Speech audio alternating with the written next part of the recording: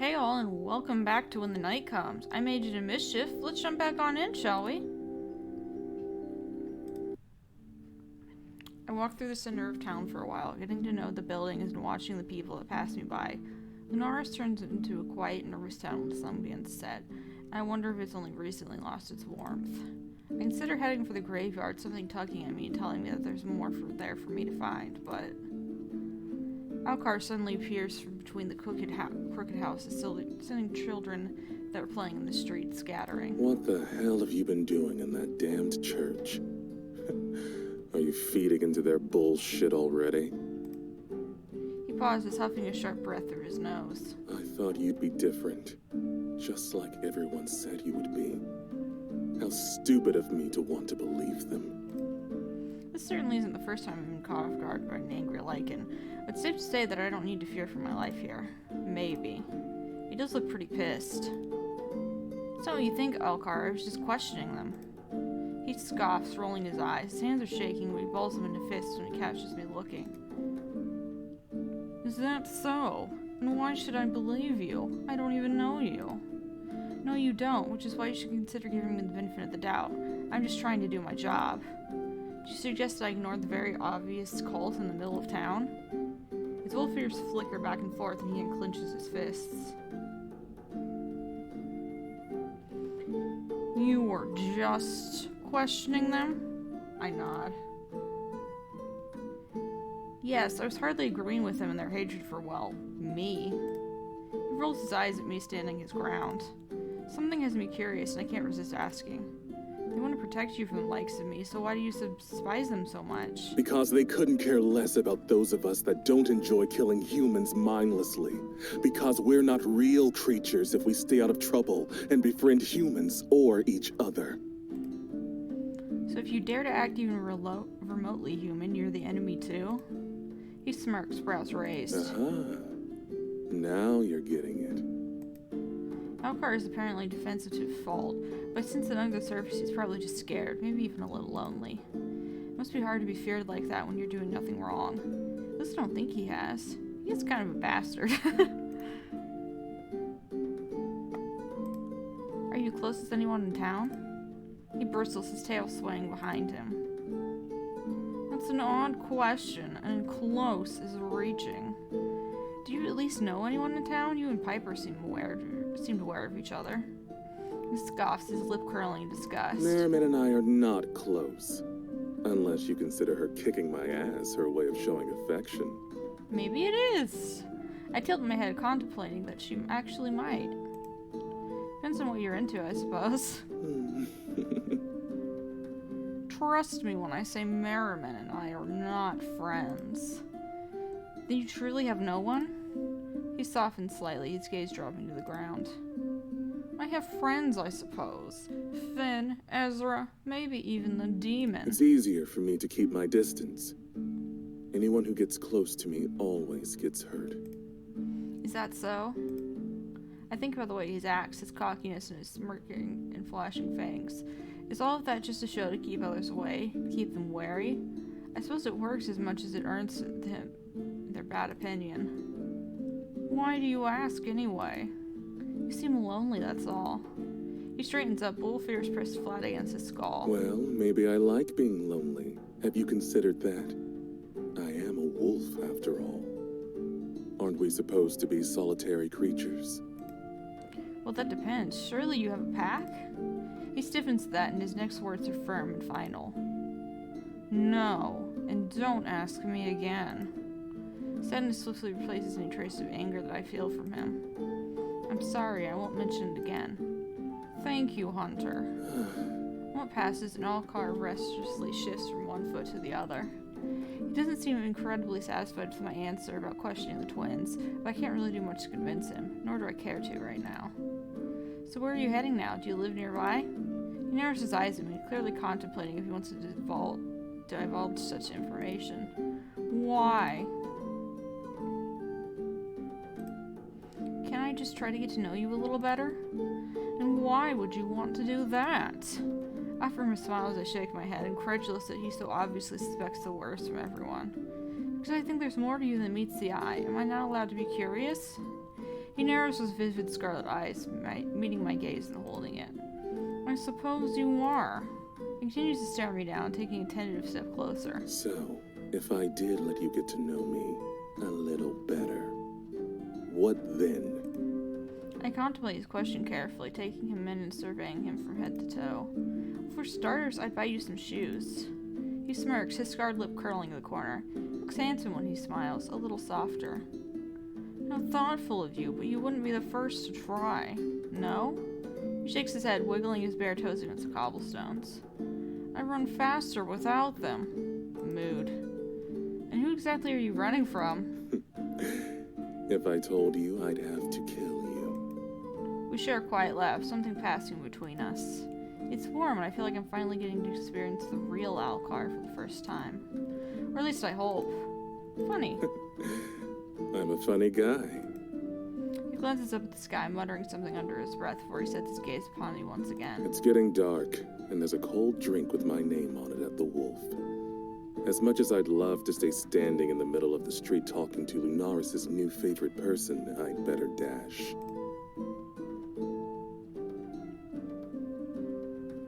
He turns as if he's about to leave, but he pauses, pointing at the Ibeck. The building looms over the town, and it appears more unsettling now I know who resides there. Stay away from them.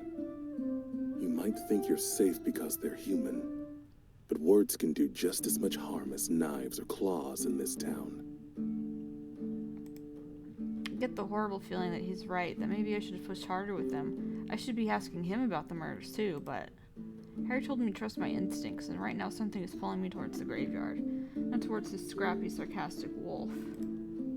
I'll be careful. See to it that you are, Hunter. The town might fucking implode if it has to deal with much more. He makes a dismissive noise, scowling at me, but he's unable to mask his obvious worry for my well-being. Not that I care. Anyway, I'll see you around. He offers me a half-arsed wave paired with a decidedly mischievous grin, and then Alcar slinks back into the alley from whence he came. Graveyard looks different at night, beautiful even. Fog twists and curls around my ankles as I walk, glimmering specks of vivid blue light sparkling in its haze. Thankfully, the darkness is a little more forgiving this evening, and something seems to be guiding me along and leading me right to the place where the murder happened. I'm hoping that I might be able to get a clearer idea of what transpired here that night, now that I know who he was, or what he was. I follow the path and see a dark figure crouching before a neat line of gravestones. There's no danger here, not that I can feel, but I approach with caution anyway. As I draw nearer, I recognize him. It's Finn. I'm no fool, and I know he senses me here, but he doesn't flinch, keeping his gaze fixed on the dark forest that surrounds us. I stand in silence and observe him, noticing the defeated set of his broad shoulders. He already seems different here to the man I encountered the other night in Ezra's shop. More stoic. He takes a deep breath, one I know he doesn't need, and he turns slowly. Hunter, what brings you here on this fine evening? Hanging out in the graveyard is just part of the job. He rolls his eyes playfully. I relate to the people here a lot more than I do anyone else. I laugh and he joins me, his expression softening a little. For someone who requires no sleep, he looks tired. Do you really spend your free time hanging around graveyards like the vampires in all the storybooks? He gestures to the tombstone, shrugging. Well, yes, of course. How else would I chat with my friends? He stares at me quite intently, his smirk fading. The dull golden glow of his eyes is strangely comforting in the darkness, and then glisten as he cocks his head. I gather he's trying to suss me out. You know, I actually find it quite soothing out here. It's so peaceful, and humans can be so very loud. It's nice. He pauses, looking up at the stars, and he smiles again. I look around us. The trees are swaying softly in the breeze, crickets chirping in the tall grass, not another living soul apart from myself and... Well, he may not be living, but he's here. You're right, there is something peaceful about it. Graveyards kick ass. I love hanging out in them. Curiosity shines in his gaze, and he's apparently impressed by my answer. How are you coping with all of this? It must be overwhelming, starting fresh in a strange place. He pauses, his nose crinkly, pointed ears twitching. Especially one as strange as this. I grin, agreeing with him wholeheartedly. I'm still getting the hang of it, I think. You're doing just fine, Raven. So tell me, why are you really here at this hour? I really need to have a look around. I sensed something near where the body was found the night after I arrived. He pauses, looking though he's trying to decide if he should say what he's thinking. There's definitely a strange energy here. Stranger than usual, anyway. But I can help you, if you wish. I mean, if you wanted an immortal opinion. How exactly can you help me? He offers a quiet laugh and folds his arms across his chest. Would an excellent sense of smell and the ability to see things your human eyes cannot be of use? I feign disinterest, a playful roll of my eyes as he waits for my response. I suppose I shouldn't dismiss any help, but how can I know you're not the thing committing these horrible crimes? I've been told to trust no one more times than I can count, so tell me, Finn, why should I trust you? He offers me a wry smile, but sadness lingers in his gaze. Freedom. Freedom? He nods again, taking another deep, unnecessary breath. I've been trying to become a better man since the day I died. My sire was a cruel man, a tyrant. Being around that for centuries does something to you. Where's your sire now? He swallows thickly, rubbing the back of his neck. It's almost a nervous gesture, and the first time I've seen him do anything that looks remotely human or graceless. Dead, killed by your lieutenant general. I owe Harry my life. He freed me from Levi's shackles. He pauses, head tilted towards the night sky, and he closes his eyes. A smile crosses his lips, something wicked. I've done terrible things in my time, and I intend to pay penance for those for the rest of my days. Which, if you hadn't heard, is forever. There are so many things I long to ask him. He's seen so much, done so much, and I assume lost so much. So, to answer your question, I value doing the right thing above all else. Even if sometimes I tend to stumble a little. Metaphorically, of course. I've never stumbled in my life. I affirm a wry smile watching him watch me. I'd be lying if I said I'm not curious to get to know him a little better. Spending time with you wouldn't be so terrible, I suppose. He looks taken aback by my statement, but he recovers in record time. A smirk that I've come to learn is quintessentially Finn crossing his lips. A smirk that has my cheeks heating. You suppose, I step closer, his gaze burning into mine, and I feel a shiver roll down my spine. The hairs on the back of my neck stand to attention. He notices. Are you cold? He's teasing me, so I decide to play along. Freezing. He makes a quiet little noise, one I think I could become quite fond of hearing. Unfortunately, I can't warm you up. I am quite dead, you know. I raise my brow at him, unable to stop the smile that spreads across my lips. Really, I didn't notice. The fangs and deathly pale skin are ever so subtle. He focuses the point of one of his fangs at the tip of his tongue before he speaks. I find myself watching the movement quite intently. I don't think I've ever been called subtle before. Well, there's a first time for everything. He narrows his gaze, apparently contemplating the next sentence quite carefully. You're different, aren't you? I like different. I clear my throat, stopping myself out of this little daze I appear to have lulled myself into. We should... He smiles, wider this time. His handsome bathes in the moonlight, even more so than in the artificial light of the shop. It's distracting. He's apparently quite distracted himself, and he clears his throat before he next speaks. Yes, we should. I brush past him a little closer than necessary, and a shiver overtakes me as I feel his cool skin against my own. I head for the crime scene, hyper-aware of him falling close behind, knowing his gaze is burning into me. We stop at the charred patch of grass, Finn bending to pick up one of the bloodied shards of the shattered gravestone. He brings it to his nose and glances at me before he gives it a sniff. He's apparently quite repulsed by whatever sense he's picked up, and he hands me the stone, wiping his hands off on his trousers. I suggest you keep that. That's not something I've experienced before, and I've smelled a lot of different things in my time. It seems off. If it's from a creature, it's certainly not one I've come across in my 600 years. Damn, he's old. I throw him an accusatory glance before I turn my back to what he's handed me. I put it in my pocket for safekeeping. Me and my older men, damn. Can't pick up anything at all, so that means it isn't the victim's blood. He shakes his head. Definitely not his. Well, here goes nothing. I do exactly as I did last time, closing my eyes and concentrating, pouring all my energy into seeking out that lingering memory. Just as I remember, painful, loud, and I almost can't bear it as a deep, scared voice echoes in my mind. Leave while you still can. I feel force pushing at me, but it's weak and nothing I can't handle, so I fight it and hold my ground.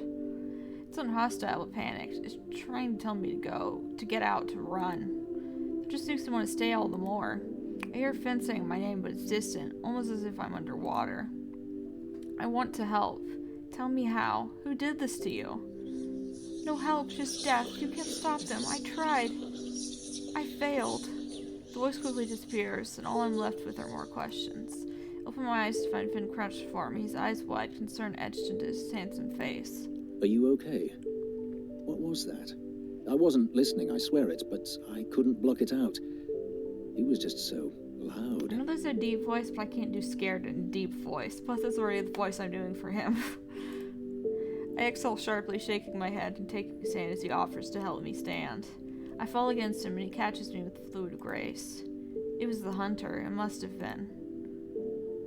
What did you hear? He pauses, frowning and tightening his grip on me. Nothing coherent, just noise, but it was intense. That's never happened before. What do you mean? I feel things. I hear some things too, but I've never directly spoken to a spirit like that before. At least that's what I think it was. I should go and find August. He seems reluctant to let me go, a stitch in his brow as he looks at me. Are you sure you're okay? I nod, regretting it immediately as a wave of dizziness overtakes me. I've got you. You need to go and seek out Ezra. He can help you. Trust me. He's good with weird shit like this. I contemplate heading back to see August, but I suspect they wouldn't appreciate me disturbing them at this hour with little more than a ghost story. You're right, I'll head for a shop immediately. Finn nods, still watching me and holding me close. Head straight there. Promise me? I place my hands on his chest and Finn holds my arms as I try to steady myself. I will. Thank you, Finn. I chase his touch as we break apart, its cool fingertips feeling so soothing against my skin. If you need me, don't hesitate to come find me. Ezra can tell you how to get to me. I swallow thickly, nodding and trying to shake myself free of this haze. I will, I swear it. He turns and heads for the forest, casting a final, lingering glance at me over his shoulder before he disappears into the darkness. Now I need to find Ezra, and fast. I hurry to the shop, still unsteady on my feet, and my mind is reeling. What the hell is going on in this town? I round the corner and see that the lantern outside the shop is dark. Outside the shop is dark. I didn't realize how late it had gone, and I can only hope that he's home. I knock on the door and hear a loud crash, followed by quick footsteps. Door creaks open slowly, and a face that definitely isn't Ezra's appears. I'm taken aback by the sight of Omen, his eyes wide as he stares at me. Are you supposed to be in there, Omen? He blinks, and a moment later he smiles, full of sheepish remorse. That answers my question, though it's difficult to even work up any annoyance if he's actually trespassing. Is he influencing me with his powers, or is his human face just that cute? Yes, maybe. I'm maybe kind of living here right now? Oh, really? He smiles shyly, his ears twitching, and he looks away for a moment. Is Ezra here? He shakes his head, opening the door a little more. No, he went out.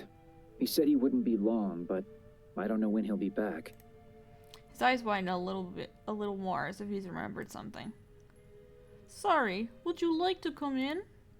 I contemplate rushing off to continue my search for Ezra, but I'd be stupid to miss a chance to find out a little more about this curious demon. I'd love to, but just for a moment. There's a neat little pile of cushions arranged on the rug in the middle of the shop, and a handful of empty wrappers that I can only assume were once filled with treats. Owen rushes to pick them up and scrunches them into a ball, as if he's trying to get rid of the evidence. His tail sways mindlessly as he sticks them in a small bin hidden behind the counter. He seems oddly at home here, so I assume he's telling the truth about staying here often. You look exhausted. Have you been busy today? I laughed quietly, rubbing my temple, my head continuing to thrum. Very busy, yes. He nods, picking up a lightly glowing blue crystal that sits on one of the displays. He fiddles with it nervously. Can I ask you a few questions? I suppose, yes. I might not be able to answer much, though. Why? He grimaces. I try to stay out of things around here. The humans don't like me very much. Because you're a demon?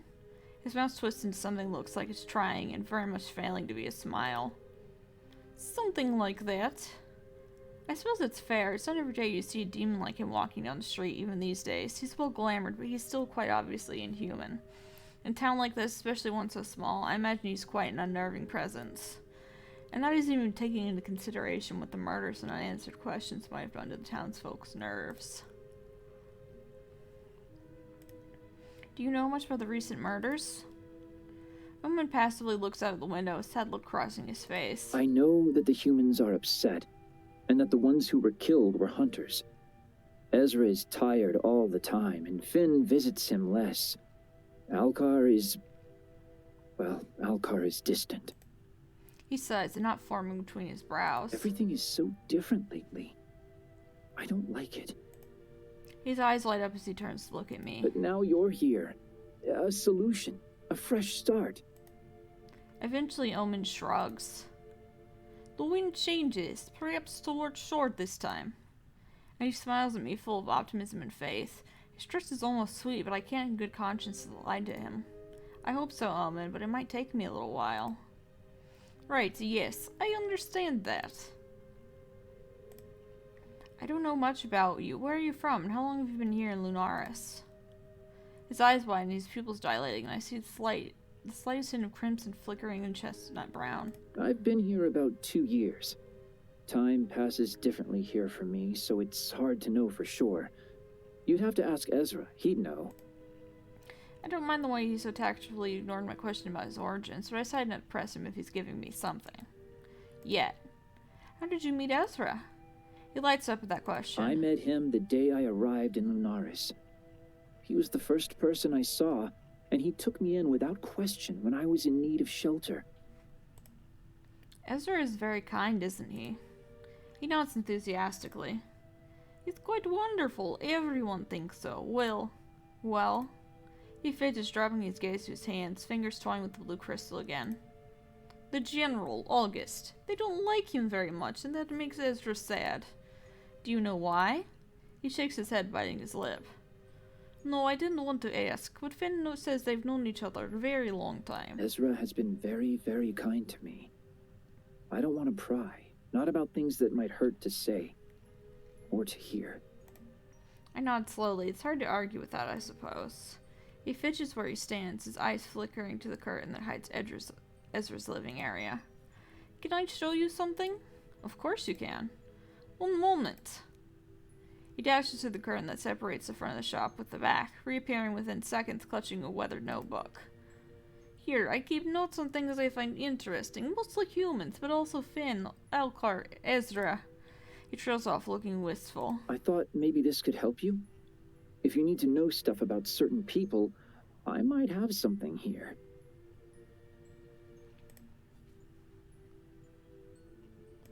I'm just flirting with everyone until I figure out who I'm gonna, date.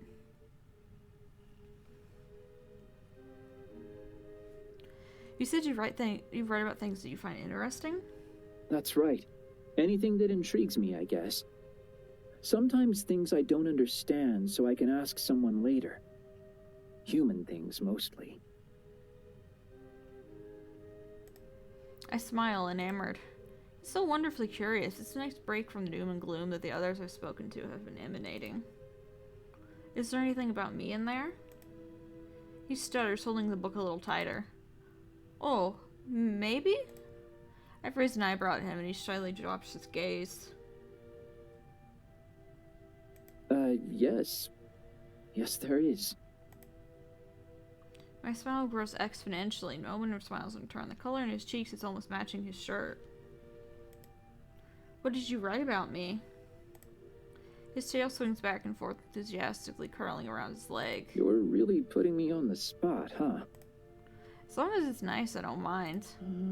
I offer him a wink. Oh, it's very nice. Trust me. I sighed dramatically, watching him watch me. I had a feeling there would be more notes in his book this evening. Well, I guess I'll have to trust you if you're not going to show me. Never say never, Raven. I feel some twang of pain in my temple again. The sensation is unpleasant and it burns. Raven, are you okay? Owen rushes to my side, the notebook forgotten upon the counter. He reaches for me, but he's hesitant. I feel an impossible warmth radiating off his palm, but he withdraws his hand before he touches me. I'm fine, I really need to find Ezra. Do you have any idea where he could be? I don't know for sure, but he usually goes to the market or the tavern. Maybe even the catacombs. Catacombs? He nods, leaning closer. Yes, that's where the vampires are. He presses his finger to his lips, a human gesture that looks out of place, like he's been practicing it. I would try the tavern first, though. He did mention he needed a drink. He likes to drink a lot of wine after a busy day. Thank you so much, Omen. I'd better hurry.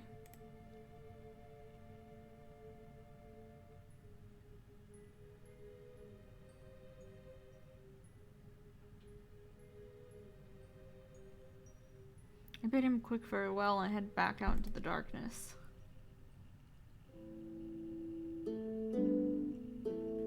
I push my way into the tavern, scanning every table for the shock of white hair, and much to my relief, I see the friendly face I'm looking for. He's noticed me already. His hand raises as he beckons me over to where he sits alone in a cozy spot in the corner. His smile is as bright and white as I remember, and I take a seat opposite him. It's good to see you. I hope the town hasn't scared you off yet. I raise an accusatory eyebrow at him, earning a laugh. Well, even if I was scared off, I can't really go anywhere, can I? Ezra smiles softly, but he seems restless. I suppose not, no.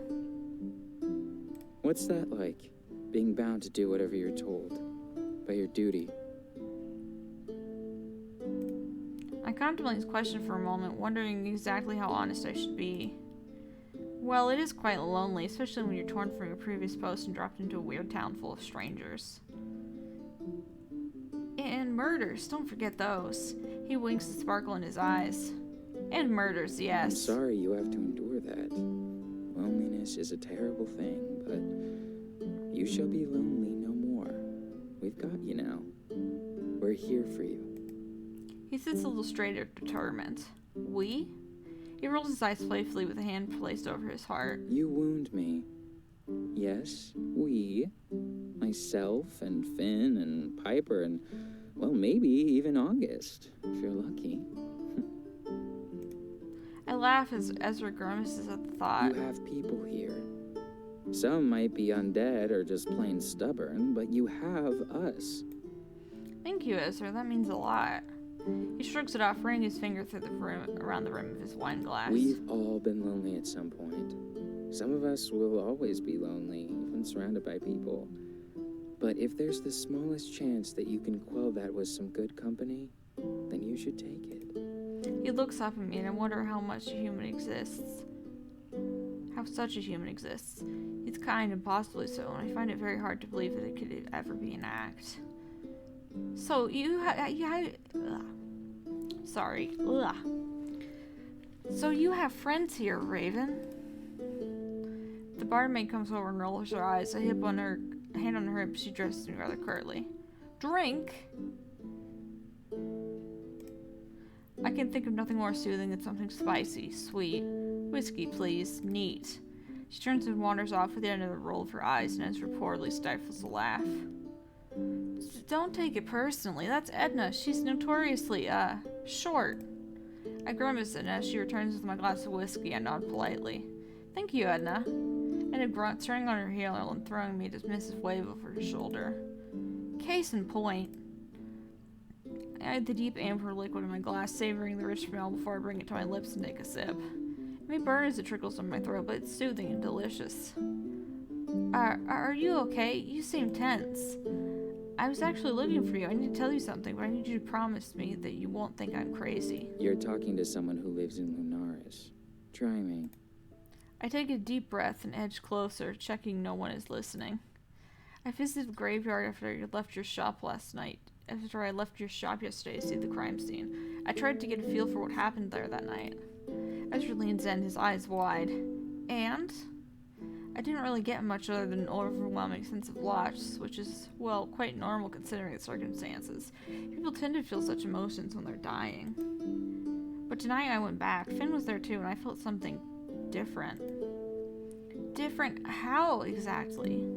I half laughed, knowing how ridiculous this sounds. I heard him, the hunter, the one who died. He spoke to me.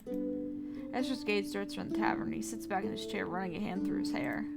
He wipes the look of shock off his face quickly, putting himself to rights. His voice is low when he speaks next, barely a whisper. You're sure it was him? I nod. Positive. He told me to leave and that there's no hope in helping. Ezra leans forward again, pushing his wineglass aside, placing his hand upon the table. His fingers are visibly twitching. I mirror his movement and place my hand upon the table beside his, shamelessly needing comfort and contact. Ezra doesn't hesitate to take it in his own, his skin warm and soft as he squeezes it tightly. It's going to be okay. We'll figure this out tonight, together. I exhale sharply, feeling like I've been holding my breath ever since I left that graveyard. Thank you, Ezra. I don't know what I'd do without you, and I've only known you for a few days. It's okay. I'm used to taking care of people. It's my thing, I suppose. Besides, you're delightful. It's not like it's a chore. He softens his expression and starts drawing gentle, soothing circles in the back of my hand with his thumb. His cheeks darken slightly, and everything about him is impossibly enchanting. I'm glad you're okay, Raven. I'm here for you always. I'm more grateful than you'll ever know for that. I squeeze my hand and we part reluctantly.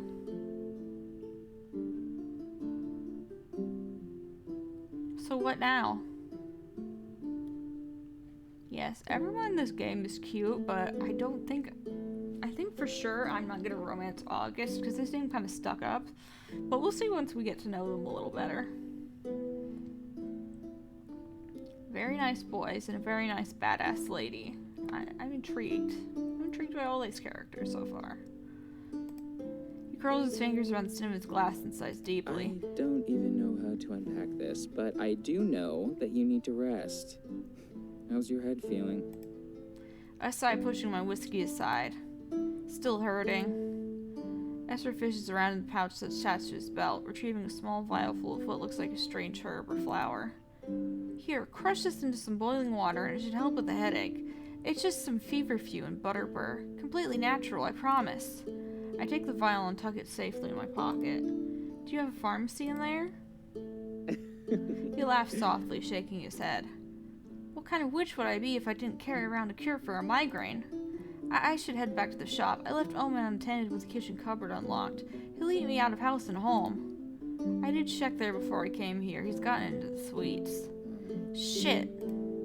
And that's definitely my cue to leave. Whatever you experience today will still have happened tomorrow.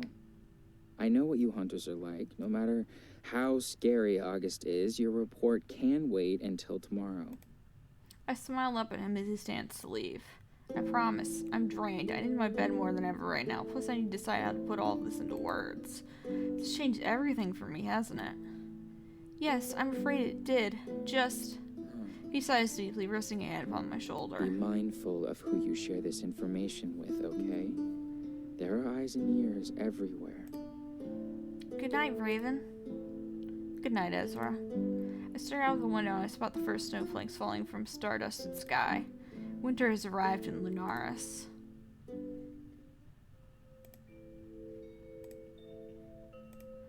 And I think that's where we're going to leave things here today.